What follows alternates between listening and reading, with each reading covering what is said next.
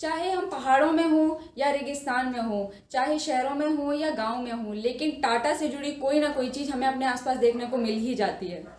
फिर चाहे वो टाटा सॉल्ट हो, टाटा टी हो, टाइटन की घड़ी हो, बस हो, ट्रक्स हों या फिर तनिष्क के गहने हों।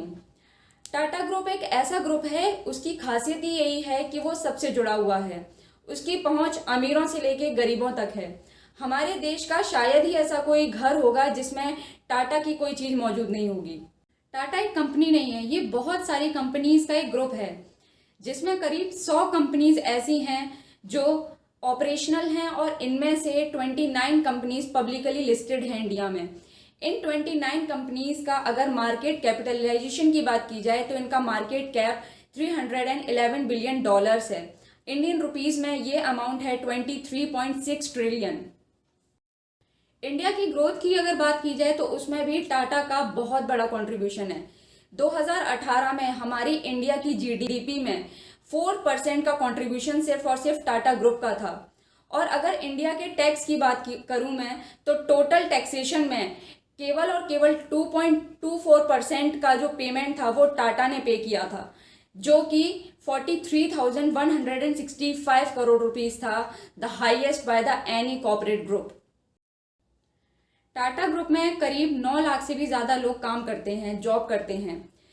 इंडियन रेलवेज और डिफेंस सर्विसेज के बाद टाटा ग्रुप ने सबसे ज़्यादा लोगों को रोजगार दिया है और इसकी वजह से ही टाटा ग्रुप इंडिया की 3rd लार्जेस्ट एम्प्लॉयर बन चुकी है।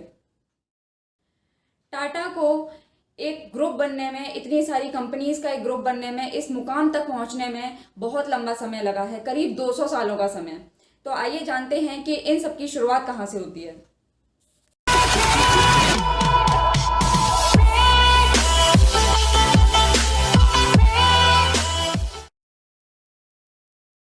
इसकी शुरुआत हुई जमशेदजी टाटा से, जिनका जन्म हुआ था 1839 में।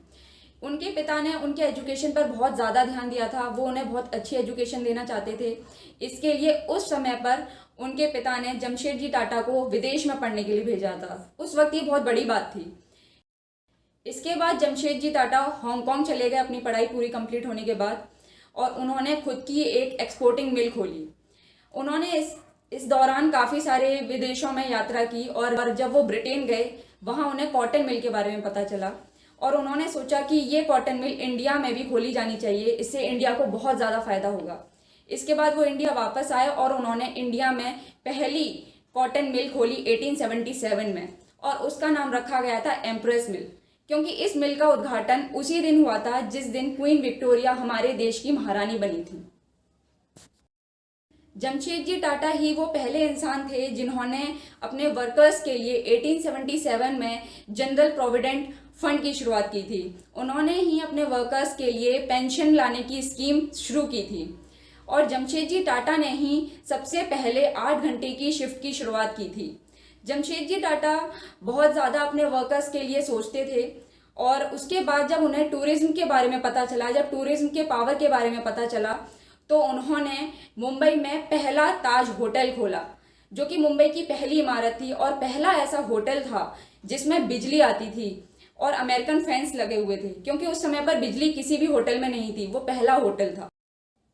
जमशेदजी टाटा बहुत ज़्यादा डेडिकेटेड थे अपने बिजनेस को लेकर और उन्होंने एजुकेशन को भी बहुत ज़्यादा वैल्यू दी। वो चाहते थे कि हमारे देश के जो इंजीनियर्स हैं, डॉक्टर्स हैं, वो भी हमारे इंडिया की डेवलपमेंट में कंट्रीब्यूट कर पाएँ, इसीलिए उन्होंने उनके लिए Indian institute of science Bengaluru में खोला।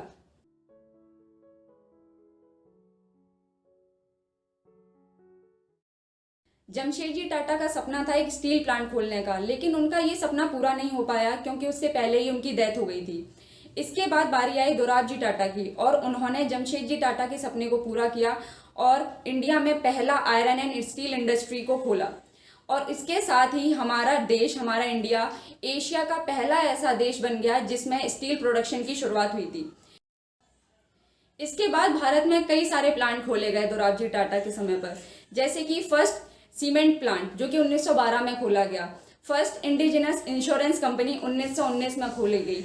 उसके अलावा हमारे देश में हाइड्रो इलेक्ट्रिक पावर प्लांट भी खोला गया उस समय पर। इन सब की शुरुआत, इन सब के कंस्ट्रक्शन की शुरुआत जमशेदजी टाटा के समय पर भी हो गई थी, लेकिन ये सब कंप्लीट हो पाया, इन सब का कंस्ट्रक्शन हो पाया दोराबजी टाटा के समय पर। इसके बाद 1938 में JRD टाटा टाटा सन्स के चेयरपर्सन बने। उस समय पर टाटा सन्स 14 कंपनीज का एक ग्रुप बन चुका था। JRD टाटा, जिनका पूरा नाम था जहांगीर रतनजी दादाभाई टाटा, इनका सपना बिजनेसमैन बनने का नहीं था, ये पायलट बनना चाहते थे। और इसी के चलते 1929 में JRD टाटा ही हमारे इंडिया के पहले पायलट बने।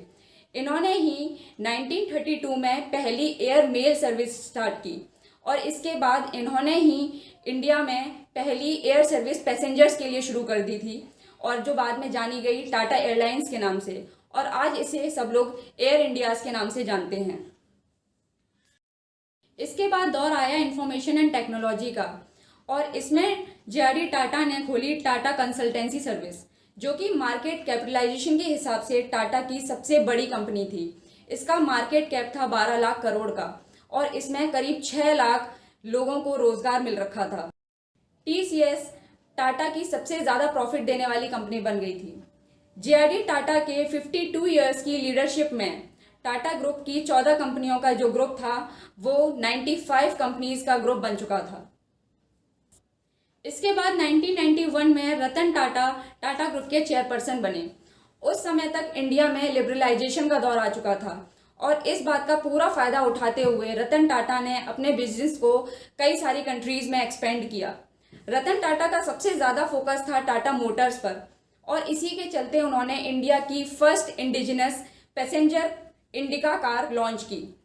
उस कार की लॉन्च के साथ उनके कई सारे उम्मीदें थी, होप्स थी, लेकिन उनको उस तरीके के नतीजे नहीं मिल पाए जैसे उन्होंने सोचा था, और इसी के बाद उन्होंने ये फैसला लिया कि वो टाटा मोटर्स को बेच देंगे।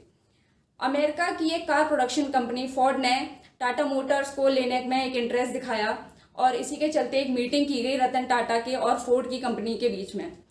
जब रतन टाटा उस मीटिंग में गए तो फोर्ड की कंपनी के मालिकों ने रतन टाटा की थोड़ी इंसल्ट की और उनसे कहा कि अगर आपको इतनी ज़्यादा नॉलेज ही नहीं थी मोटर्स के बारे में तो आपने ऐसी कार ही क्यों बनाई।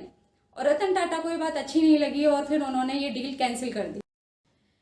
ये डील कैंसिल होने के बाद रतन टाटा इंडिया वापस आ गए और उन्होंने दोबारा से टाटा मोटर्स पर फोकस करना स्टार्ट कर दिया। इसके बाद कुछ टाइम बाद ही 2008 में रिसेशन का दौर आया और फोर्ड कंपनी लॉस में चली गई और उन्होंने जैगवार और लैंड रोवर्स को बेचने का फैसला किया। टाटा ग्रुप ने ही इस कंपनी को $2 बिलियन में खरीदा। उसके बाद टाटा कंपनी ने ही स्टील जायंट कोरस को भी $12 बिलियन में परचेज कर लिया था। 1910 में वर्ल्ड वॉर 1 स्टार्ट हो गया और ब्रिटेन को ज़रूरत थी बहुत ज़्यादा स्टील की, टैंक्स और वेपन्स बनाने के लिए। टाटा स्टील ने ही इंडिया से स्टील सप्लाई किया और ब्रिटेन को वर्ल्ड वॉर 1 में इस स्टील से काफ़ी मदद मिली। इसके बाद टाटा का नाम ब्रिटेन में भी काफ़ी ज़्यादा फेमस हो गया और टाटा का रेप्यूटेशन भी बहुत ज़्यादा बढ़ गई थी। कुछ समय बाद रतन टाटा को यह रियलाइज़ हुआ कि लोअर मिडिल क्लास लोग एक कार अफोर्ड नहीं कर पाते हैं, उनके लिए बहुत ज़्यादा मुश्किल होता है कार अफोर्ड करना। और इसी सोच के साथ रतन टाटा ने वर्ल्ड की सबसे चीपेस्ट कार नैनो लॉन्च की। नैनो का प्राइस सिर्फ और सिर्फ 1 लाख रुपए था। ये कार इतनी ज़्यादा सफल तो नहीं हुई, लेकिन फिर भी रतन टाटा को वर्ल्ड की सबसे चीपेस्ट कार बनाने का रुतबा तो हासिल हो ही गया था। और इसी कार को बाद में world's first ever gold jewellery car के तौर पर भी इंट्रोड्यूस किया गया था, जिसमें गोल्ड था, सिल्वर था और प्रीशियस जेम्स लगे हुए थे। और ऐसा किया गया था ज्वेलरी मेकिंग में 5000 साल कंप्लीट होने की खुशी में। इस कार की टोटल कॉस्ट थी 22 करोड़ रुपीस। ये फोटो आप देख सकते हैं, इसमें आप देख सकते हैं कि कैसे ये पूरी कार सोने से लदी हुई है। ज़्यादातर कंपनीज क्रिएट और ऑर्गेनाइज की जाती हैं मनी और फेम के लिए, लेकिन टाटा की स्टोरी इससे बिल्कुल अलग थी। टाटा का एक बहुत सिंपल मिशन था, to make people's lives better. Business में इतने सारे डाउनफॉल्स आने के बाद भी 2015 में टाटा मोटर्स एशिया की मोस्ट वैल्यूएबल कॉर्पोरेट ब्रांड बन गया था, इसके हाई नेट रेवेन्यू और ओवरऑल ग्रोथ की वजह से। अगर कंपैरिजन किया जाए रतन टाटा और मुकेश अंबानी के बीच में, तो मुकेश अंबानी की टोटल नेट वर्थ है $96 बिलियन और उनकी रिलायंस इंडस्ट्री का नेट वर्थ है $233 बिलियन। वहीं रतन टाटा का नेट इनकम टोटल इनकम है $1 बिलियन और उनकी टाटा ग्रुप का टोटल नेट वर्थ है $310 बिलियन। इसके बाद भी रतन टाटा दुनिया के अमीर लोगों की लिस्ट में नहीं आते हैं। वो इसीलिए क्योंकि रतन टाटा अपना ज़्यादातर पैसा चैरिटेबल ट्रस्ट को देते हैं और वो केवल 3% शेयर के ही मालिक हैं। इसके अलावा बाकी के सारे शेयर्स कंपनी या शेयर होल्डर्स के पास ही हैं। अब बात करते हैं कुछ इंटरेस्टिंग फैक्ट्स की जो कि टाटा ग्रुप से जुड़े हुए हैं। टाटा 175 से भी ज़्यादा कंट्रीज़ में एक्सपेंड हो रखा है और इसी की वजह से उनके फाउंडर जमशेद जी टाटा को हमारे भारत का सर्वोच्च नागरिक अवार्ड से नवाजा गया है, भारत रत्न से नवाजा गया है। और जमशेद जी टाटा को हमारे इंडिया का फादर ऑफ इंडियन इंडस्ट्री भी कहा जाता है। टाटा ग्रुप ने कभी भी किसी टोबैको और अल्कोहल के बिजनेस में इन्वेस्ट नहीं किया है। इसके अलावा उन्होंने कभी किसी फिल्म को भी फाइनेंस नहीं किया है। टाटा ग्रुप ने ही सबसे पहले स्पोर्ट्स कार लॉन्च की थी इंडिया में जिसका नाम रेंसो था, लेकिन कॉस्ट इश्यूज की वजह से इस कार की मैन्युफैक्चरिंग पर रोक लगा दी गई थी। टाटा ग्रुप कई डिकेड से इंडियन आर्मी को आर्मर ट्रक और कॉम्बैट रेडी व्हीकल सप्लाई करता है। ये थी तमाम जानकारी जो टाटा ग्रुप से जुड़ी हुई थी। अगर आपको मेरा ये वीडियो पसंद आया हो तो आप इस वीडियो को लाइक कर सकते हैं और आगे भी ऐसी वीडियोस अगर आप देखना चाहते हैं तो आप मेरे चैनल को सब्सक्राइब कर सकते हैं। Thank you.